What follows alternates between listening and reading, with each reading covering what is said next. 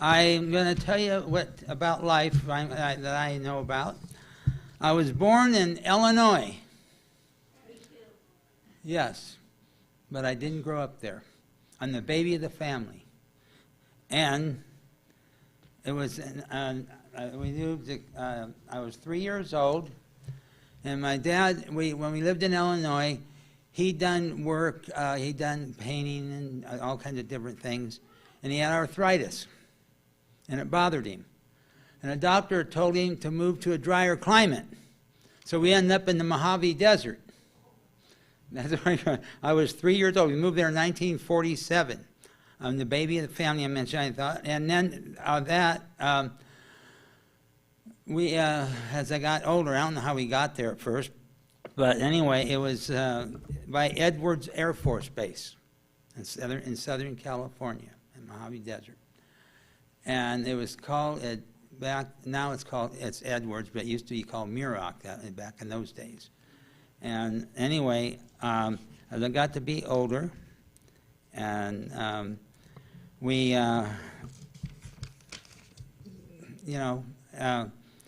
it was good. And we went, I went through school there and that, and as time went on, my mother, well, for one thing, let me start here. When I was young, I said we didn't go to church, we didn't have a church, we didn't go to church or anything like that, but my mother believed very strong in God. And she used to talk to me about God, and she'd tell me things I should do, as I get older. And when you go to school, if there's kids, if there's something wrong with someone, or they're disabled or something, never make fun of nobody. Just be nice and be nice to them. And I said, okay. And then as time went on, for some reason, even though we never went to church, from my youth, like 8 or 9 years old, God was always with me. Just because of things my mother told me, what I should do and not do. And so, and time went on. My mother died. She died, I was 13 years old. And, and so I didn't, anyway. And here's a weird thing. My mother died, and my dad found a lady and married her and didn't even tell us. We didn't see him for months. So one of my brothers and sister-in-law stayed there at the house, and then I had a sister a year and a half older than me, and we stayed there, and I started finding work, and then they was always accusing me of being a salesman, and my brother and them. Because my sister said, yeah, I remember when you were a kid, and when you were 10 years old, like 10 years old, and it was Valentine's Day, you went around the neighborhood knocking on doors selling mistletoe, and that kind of stuff. Anything I liked, I was doing this kind of stuff. But anyway, as time went on, I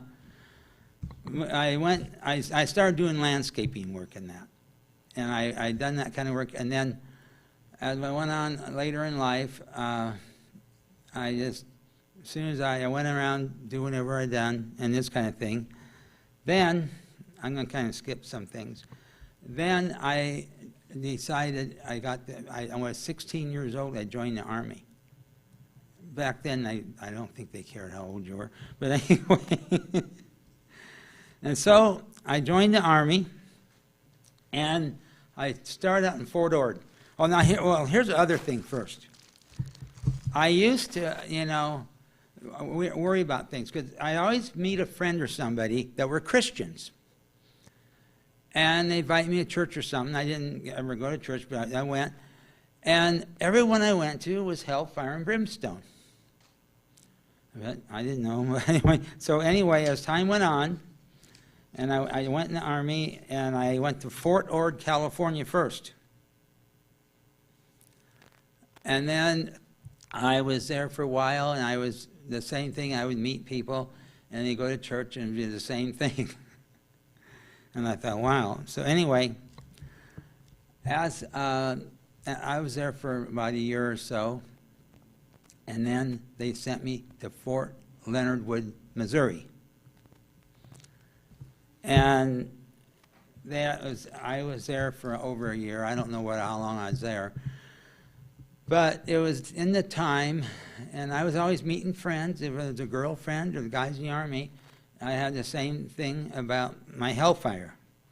And so, anyway, as time went on, some of you remember the Cuban Missile Crisis. I was there in 1962 at that time. And the Cuban Missile Crisis started. And they had us on call to go to Florida because they were close to the ocean, to the bank of Florida. And I started worrying. And I thought, what if we have a war? What if I get killed? And this kind of thing, because I was worrying about hellfire, you know. And so I thought, I want to tell you something. This is a very important Bible to me. My first Bible I had in my life. They gave you one you can go in this service. It's the New Testament with Psalms and Proverbs. So I think I better start reading this Bible. I started worrying about things. And I got to get my glasses, I guess, for this one, this little print. So I started reading this Bible. And I thought, well, you know, what if I have a war? What if I get killed? What am I going to do? I mean, this, you know. And it says, I read all this. I had read these promises in the Bible. And it says, God's remedy for sin. And here's another one that's a wonderful one. He had made him to be sin for us. Now here's Jesus and God. He made him to be sin for us who knew no sin, that we might be made the righteousness of God. And I trembled in this kind of thing. I read all these wonderful verses. And it says, my decision to receive Christ as my Savior. Confessing to God that I am a sinner. Believing that the Lord Jesus Christ died for my sins on the cross, was raised for my justification. I do now receive him as my personal Savior, and I signed it and dated it December 3rd, 1962. Now, I was so serious about this. This is equivalent to a baptism. At the same time, I had no church. I still drank part of the time, and I wanted to be a Christian. And the thing is, but yet I still believed in God. Well, I have all these verses that are nice. So anyway,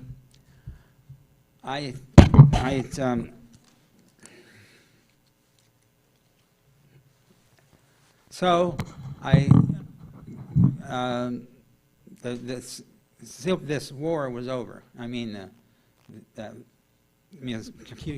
missile crisis, and so I felt better about that. But I was still believing in God and following God. And then after there for a while, they sent me to Fort Campbell, Kentucky.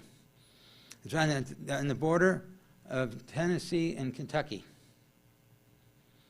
And that's where the 101st Airborne is. And I used to go, it's 50 miles from Nashville, and we always used to, on the weekend, if we had it off, we would go to Nashville. And I would meet someone, some Christian girl or something, and there's a lot of hellfire and brimstone and that kind of thing still, you know. And then we used to go to the Grand Ole Opry back in those days on the weekend. And they had all the big singers over the back, Marty Robbins, Hank Williams Jr., all of them. It only cost $1 to get in back then. and popcorn was 10 cents. But that's what, so that we done that. But then in the Army, we worked. I was on the airborne, but we worked with the airborne. I was on the I had like tanks, Army tanks, and all that, building bridges. It was building bridges in case, you know, you go to war, and we built bridges that you could roll over. I can't explain how you do it. They made rafts. They made all kinds of things, foot bridges and all that. And they had me in the 50 caliber machine gun. That was my job. And they had a rifle, and they had a 3.5 rocket launcher. It's like a little bazooka thing. And if you're in war, you want to shoot the tracks of a tank coming by so it can't go nowhere. And these are things they're training me to do and all that. So I kept, you know, and I was always meeting Christians and that. So I was still in the same position I was in, but I did believe God. And then I had been there for, you know, after I got there, I got out of the Army. I got out before Vietnam War got started. So then I went up now when my family moved from Illinois to the Mojave Desert, one of my sisters did not go. She stayed in Illinois out of 7 kids. And so I went up to see her and visit her. Then I went back to the Mojave Desert. And my sister and I was staying there. They at the same house, and I stayed there for a while, and I started doing work and this kind of thing. And my brother, my oldest brother, he was in Fresno going to college, and then he moved to Corona, California, which is by Loma Linda, and it's not too far from Riverside and San Bernardino and those places. But I didn't know anything about that yet. But anyway, I went down there to see him, and then I moved down there and started going to work for a nursery. And then the next weekend, I decided to go up to Rosamond and see my sister. She still lived at Edwards, and she had a boyfriend there from Edwards, and he used to bring 2 of his buddies. And I went there Friday night, and then what we did is they like to drink, and that's what we did all weekend. And I have a sister that lived in Lancaster, my oldest sister. She had 7 kids. She had a daughter only a year younger than me. But anyway, we went over there, and it got to be like 10 at night. And I said, I have to go back to San Bernardino to work tomorrow. I don't know what I was doing driving. I didn't know where I was going. I mean, stupid. I bought an old DeSoto. Well, it wasn't old then. It was a 54 DeSoto, and they were a heavy car like Chryslers and that, you know. And so I said, I got to go back to work for, well, I got to Palmdale. Back then, Palmdale was only 3,000 people. Now, Lancaster and Palmdale are over 800,000 people. But anyway, I was on Highway 138. It went to Cajon Summit, and then it kept going. But before that, there's a mountain there, and they had snow on it and that. But they didn't have snow then. But what I'm saying, where it was on Highway 138, I faintly remember going through Pear Blossom and Little Rock. And after that, I don't remember nothing. I don't even know how I stayed in the road. I mean, I'm talking about 40 miles further. I didn't know. The police said I was going over 100 miles an hour, and his lights are on. I didn't know I was going 100 miles an hour. I didn't even know no policeman was behind me. I didn't see no lights or nothing. Well, I woke up in the road yelling, "God save me!" I thought I was dying. I rear-ended a 5-ton truck loaded with plums. I had plums all over me. But the thing is, I don't know how I didn't get killed. I had a sprained hip in the shoulder, and my whole face was scratched. When my brother's little girl seen me, the guys got real big because my whole face was like a scab. And I complained about my eye. And well, I had got glass all over me too. Well, we didn't know what took place, so one policeman said to another one, I faintly remember him, I was waiting in his car, waiting for the come and get me, the ambulance. And he said, this guy just got out of the Army. So they just put down, I went to sleep driving. But anyway, the highway department charged $150 to get the plums off the road, but it would be a lot more now. But anyway, the following Saturday, my brother and I went up to see the car in the wrecking yard. The guy said, was that you in there? I said, yeah. He said, you could be glad you're walking. Well, what happened when it done this? It tore the whole top of the car off.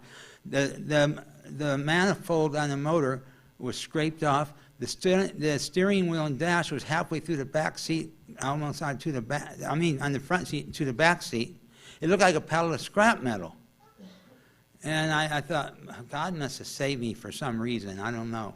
But anyway, my brother said, just recently, he said, I wish I would have we should have got a camera and taken a picture of it.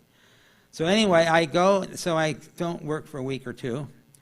So this is how wonderful what God does after this took place. I had a sister, she's the one that took care of me the most after my mother died. She's 10 years older than me. And she said, we moved to Lodi, California. Does anybody know where Lodi is? He said, we moved to Lodi, California. It's a nice town. He said, come here. It's a nice place. There's work. Okay, I took a bus to Lodi. And after I got healed and stuff, and I always done landscaping, so I went to the unemployment office looking for work. And they said, well, there's a man here that came in here and said he needed help. So she gave me his number, and I went and called him, and I went and seen him. And then I went to work for him. And I know he seemed to be a real nice guy. I noticed he carried a Bible with him to work and this kind of stuff. And after a couple of days, he said, I notice you don't smoke. Are you a Christian? I said, I just don't like smoking. And so anyway, he didn't say no more. But the rest of the week, I tell you, he's happy to be alive on earth. So it comes Friday after quitting time. I said, well, we're going to work tomorrow. So he said, no, I go to church. I said, what? What? He said, and are you going to church on Saturday? Yeah. He said, well, how'd you like to come to church once to see what it's like? I said, yeah, I'll come. He came and picked me up the next day at my sister's house, took me to church, and I want to tell you something. That first day was like a breath of fresh air. And they were talking, and then they started talking about the Sabbath day and stuff, and about all these things that I didn't know. And him and his wife kept picking me up every way and taking me to church, and he never brought me home until after sundown. But anyway, I didn't care. So anyway, then I met a girl, and later than that, and we got married. But anyway, but the thing is, then HMS Richards Jr., he was having meetings in Stockton. So I went to these meetings, and that's when after I got baptized. But the man that baptized me was from the church, Elder Koenig.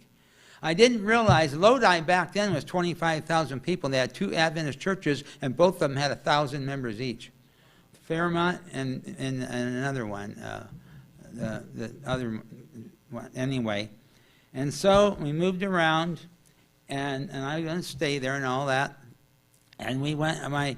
My brother. I have a brother. Not my oldest brother. My other brother. He's only 3.5 years older than I am. Him and his wife moved to Medford, Oregon. And they came down to Lodi to visit. And he said, come up to Lodi. There's it's a nice town and all this kind of stuff.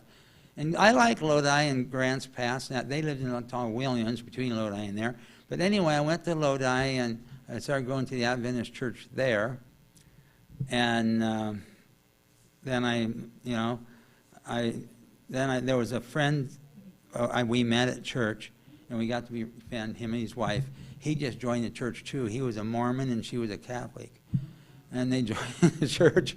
But we used to do things together, go out on picnics and go fishing, this kind of stuff back then. And so anyway, I went, they were building a city hall. I went to Medford, Oregon. My brother's up there. And they were building a city hall, and I do landscaping, and they were from Portland. And they were doing this, and then they hired me. And it got to be a little bit before Thanksgiving. He said, I want you to come up to Portland and work for me the rest of your life. Okay. So we go to Portland. All right. We come there in November. It drizzled all winter and rained, and I'm from the Mojave Desert. So I didn't stay there. I went back to Medford, and then I went back to Lodi, and then I'm going to tell you things that start happening. So I went there, and we lived in a town called Tehachapi. It's between Bakersfield and Mojave. And down in the Mojave Desert, there's a town called California City. They made it around 1960. They made a lake out there, and they put tarps or something. Whatever they put down, and they built a city there. And I went to work there. And I put in sprinklers and fences and stuff. Well, now that place is like 50,000 people. But the thing is, who wants to work where it's 115 and 124 in the winter? See, Tehachapi is up in the mountains, like over 4,000 feet. And it's about at least 20 degrees cooler than there. And so anyway, but I was. Here's the thing, this friend of mine that I knew, for some reason, I quit drinking, But he said, it's all right to just social drink, the other ones I knew. And I thought, no, because here's what happens. If you take a drink, pretty soon you're doing it more. So we was doing it like that. But I was going around preaching to people all the time, telling them what God has done and what God will do for them, and I was handing out steps to Christ and all that. And I didn't feel good about it, but so we was in Tehachapi in 1972. I was drinking a little bit. I went down to the store and got 2 cans of beer. Oh no, I'm not going to get a 6-pack or anything like that. So I go home and drink it. I went, and then I went back to get 2 more cans. I was on my way home. Now this is something that's very hard to believe. And I was on my way home. I was getting close to it. All of a sudden, I thought I was dying. I'm serious. Life was leaving me. It's going on my hands and feet and my head. And it was draining me, and I thought, I'm going to be dead in a few minutes. And I opened the door, and I poured the 2 cans out, and it's still happening. And it was coming from the east, and I'm serious, it was a life-giving force from God, it was.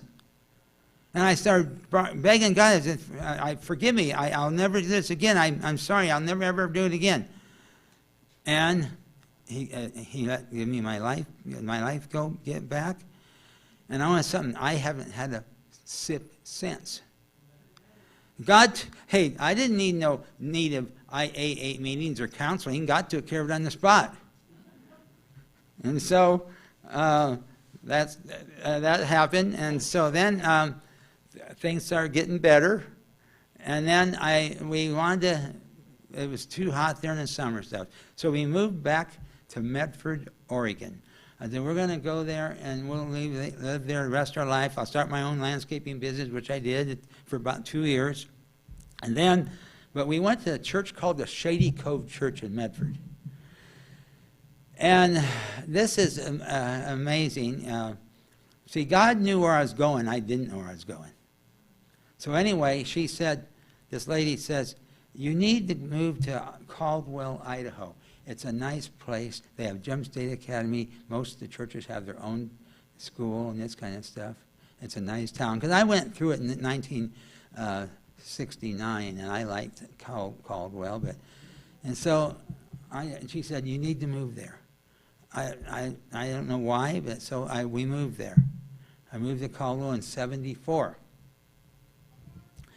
And I started my own landscaping business. And in the winter, you don't do that. So I used to go from Lodi. They used to get these Tokay vineyards, grapes. When they get like 80 or 85 years old, they tear them out and burn them. I was bringing truckloads of those home and sandblasting them and selling them. They look like beautiful driftwood. Then I went over by Bend, Oregon, and got pumice rocks that float in water. And I made planters of them, and that's how I had work all the rest of the time. So anyway, that was in 70. I was there in 70. That's when I moved in 74. Now, I went to a camp meeting in Caldwell, the camp meeting in 1983. I went to the Caldwell camp meeting. And they were talking about Steve McPherson was the Idaho Conference president. Gene Stiles was the head of the Pacific Press in Mountain View, California. And I wanted to show you something right here. It's in here, or was in here. I have a, oh, here it is, I think. While I get on this, I want to tell you this. This is the front page copy of the very first signs ever printed. June 4 of 1874 is when this was printed. Very interesting article about it. And it was 4 cents a copy back then. So anyway, that was then. You sometimes say more about it, but that's what that was. And so anyway, the reason I'm thinking about this is why I do that.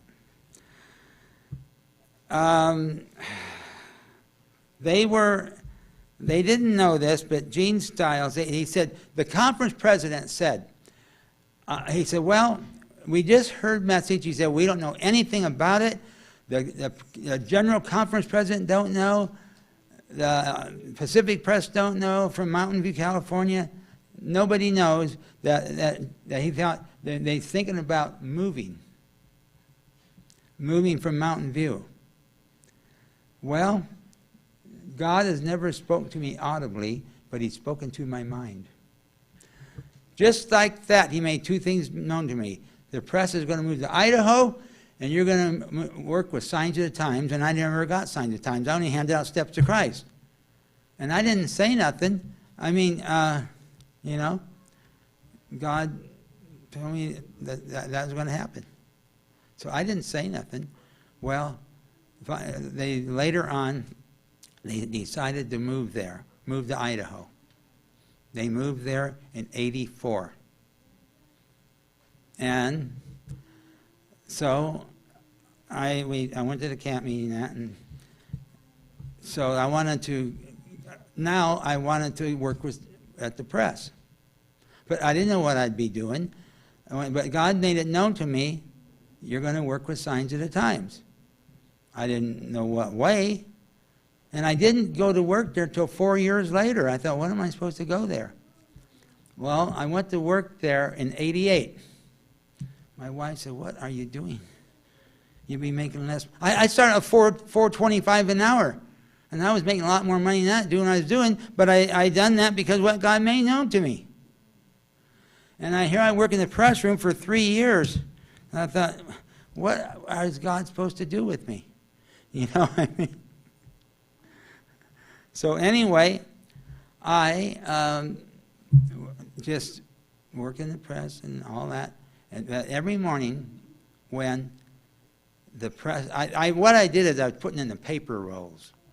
There are paper rolls that weigh like over 2,000 pounds, but the paper, the print, other print is less than that. But anyway, my job was putting in those rolls, and it only lasts not too long, because it does like 30,000 an hour. But anyway, so while I would, every morning, like 6 in the morning, they were getting the press ready to start. And while they're doing this, there's hundreds of rolls of pillars of paper back there where they keep them, the rolls. And in between those rolls was my prayer room. I would tell God, I have no idea what you want me to do other than this. I have no idea what you want me to do. If you really want me doing anything more, work on the parts of people here depressed or something, because I have no idea what you want me to do. But I kept working there. It got to be 93. Things started happening in 93. 2 of my sisters called me and said that how much she liked the magazine. And one of them joined the church, and well, both of them did, actually. But anyway, I sent it out to friends and family all over, the Signs of the Times. And then in 93, one day, the press was stopped. In the lobby of the press, there's an ABC bookstore, and there's also, you can buy stuff to eat in there and things like that. I went there to get something, and the first time in my life, we were supposed to have brought a signs box in here. Oh, no, because these are, okay. For the first time in my life, I'll bring one in after, because it's different than the other one. Signs of the Times, you know. I wanted one in here, but I forgot to do it. We got going here. But anyway, I said, that's the first signs box. They had one sitting up there in the lobby. No one didn't know what to do with it. And I said, what? Gary Grimes is in charge of Signs World Evangelism, but that, he didn't know what to do about it. So I went to him and immediately ordered 2 of them for myself. Usually it takes 2 to 4 months to get them. So I borrowed the one from I borrowed the one from the press. I went to the Eagle, Idaho Church at that time, and I had to have it up there, and I was talking about it, and my wife said, "What in the world are you doing?"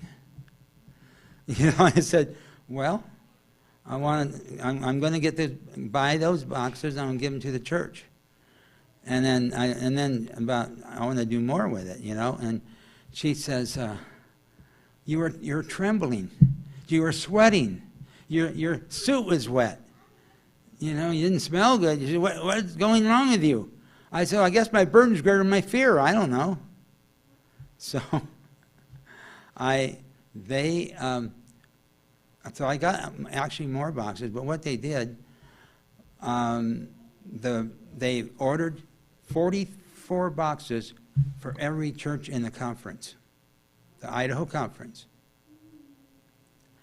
And then, after that happened, and they sent them to all the churches.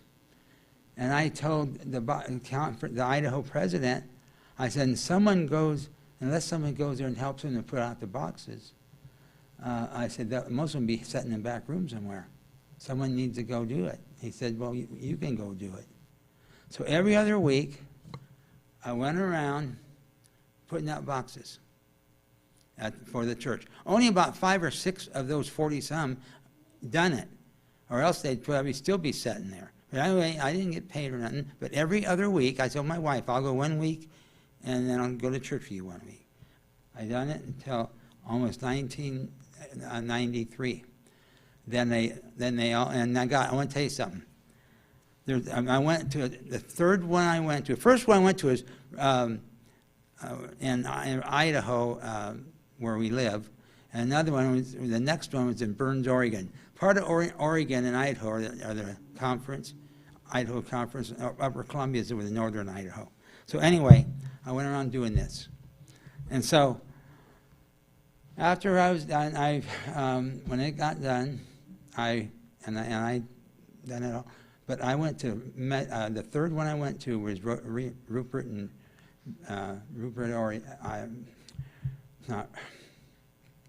in Idaho, Burley, Idaho. And so I went to go to the church, and the pastor called me, and he said, well, he called me to press. He said, we have a church of 50 members, we have a church school, and he said that we have a very tight budget. If you can't afford to buy the magazines, I already sent the box back to the conference, don't come. No big deal, I won't come. That very night, I go to work from home. I'm watching the 10 o'clock news. On the news, they were talking about Satan worship in Minidoka County, which was Burley and Rupert. Yeah, and then I said to my wife, they showed that a couple of people died from that, and they had the mayor of Rupert. They had a big auditorium, and Mayor Rupert was talking, and they were wanting to know what they can do about it. And I told my wife, they need signs there, and the pastor told me not to come. So I go to work the next day, and I called the mayor of Rupert, and he answered. And I told him what happened and what we have a Signs of Times magazine. Now. He said, that's a good idea. I can put one at my church. Or my good. He wasn't an Adventist, and he went at my peer. And so I called the pastor back and told him what my Mayor Rupert said. He said, we'll send it back. So that's the kind of things that God does for you. I didn't know what to do, but God is there when you need Him. So then I went, and that was when I was doing that. And then it got to be 93.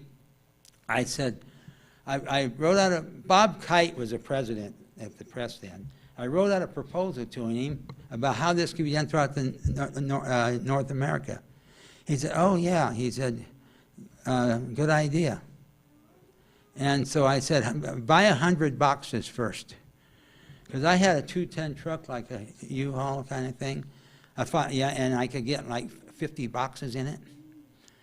And anyway, I went, the first place I started coming, I was down here. I thought they'd be Southern California, but I did go to Needles. I went to Kingman and Needles and other little towns along there. And I think I came here back then, about 28 years ago. The boxes you have, you probably got them from me. I was here at that time. But it went over fine. And they thought, well, here's what they told me. When they let me do it full time, the guy part of the marketing and all that came down to the press and said to me, "See, what we're going to do? We're going to hold your job open for 3 months. If it don't work, you can have your job back here in the press room." Okay, fine. I knew I wouldn't be back. I mean, they had a lot of baptisms in the Idaho conference, just in ones I'd done for nothing. There was over in Burley and Rupert, they had like 5 or 6 baptisms right away. And then they tell, so anyway, but it's been good ever since. I've been to every state but Hawaii. I've been to over like 1,700 churches. And God has really blessed this thing. And I want to get back here, though, at a camp meeting. There's wonderful things that happen. And I have a sister in Illinois. She likes it. That one sister's still alive. She's 95. She said she wants to make it to 100. I said, well, you might. She's actually in pretty good shape for her health. Whenever I go back there, through there in a science mission or something, But it's amazing, I can tell you what God does. I've been on many trips, and all over the United States. And a lot of times, some of them will call me, different ones, wanting to know about the signs. I tell them I ask where they're from, because anybody in the United States calls. And it happens quite often.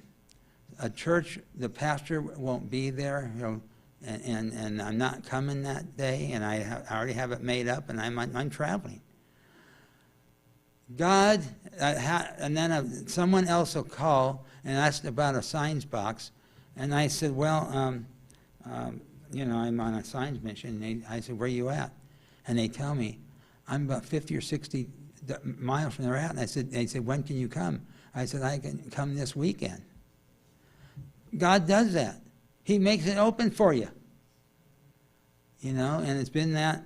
And my wife wonders why I haven't retired yet, but God wants me to keep doing it, I think.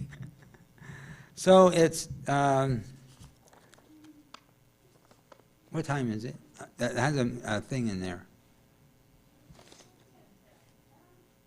11:50. Oh, that's good. So anyway, so this, oh boy, it's amazing, amazing things. But I've been to Florida a lot and other places. And one time we were on the Gulf Coast. I don't know why. Can I tell you something? This is different. But we were on the Gulf Coast, of course, south of Corpus Christi.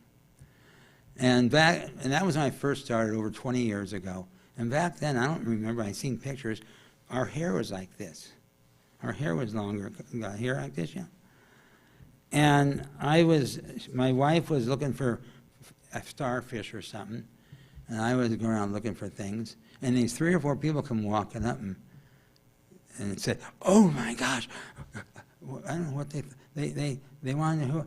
They thought I was the skipper on Gilligan's Island. And then last year we're there again, and the same thing happened with different people, and thought I was Captain Kangaroo. No, I'm just telling you. But anyway, that's what happened for that. We had good times. We had good experiences in Florida and all them places. And so I want to get to Hawaii. I haven't been there yet, but I sent about 10 boxes over there. I haven't been to Hawaii yet. But Alaska we spent in that summer there on a science mission. It's too cold in the winter. So anyway, I'm just thankful everything that God has done for us. He's there for us at all times. And I want you to know, the days we're living. Do you realize the things that are taking place in this earth?